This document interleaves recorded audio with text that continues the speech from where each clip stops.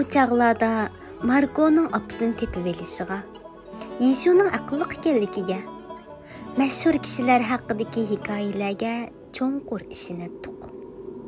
Tangsanga o'ch bo'lsaqmi, Wukongning hurmatidan g'arbga sayohatni yanada ko'raveratdik. Xiymanning jasorati, apandimning farosati, qaysi bir kinodagi obshirkining sadoqati, tuzuk uyg'urcha so'zligi yo'q kinolar bizlarni kekach qilib etadi.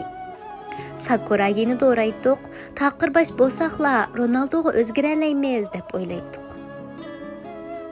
Cho'nglardan cho'ng bo'lgandagi ishlar haqida so'raydiq. Kelgusiga shu qadar talpinatdiqki, uni bog'ning egisi bizni qo'g'lagandek qo'g'laydiq. Cho'ng bo'ldik. Margo talay shaharlarni kezib, apsini topdi. Biroq tartmagan japa, ko'migan izosi qolmagan bizlar talada qoldik. Yishu aqlliqligi bilan hurmat topdi.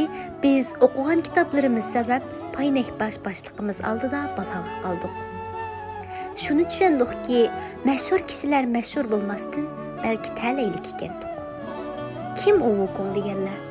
Zaman asli Baji va Tulgijillarning ekandik. Aqlimizga kelsak, Xiymanning zuvoni besiqtirilgan, apandim bir hiylagarga aylangan ekan. Muhabbat hikoyangizni so'zlab bering demsiz? Biz endi hiliqi itning sadaqati haqida paranglashsak qandaq? Bugun kimlar bizni masxirlik holda do'raydi? Buni bilmadik. Chashlar tugay dedi. Ronaldoni mo unutib ketay dedik. Biz 80-yilliklardek beg'am bo'la olmadik. 70-yilliklardek bütün non yeyolmadik. Biz qanğudek yig'lay olmadik yo kula olmadik.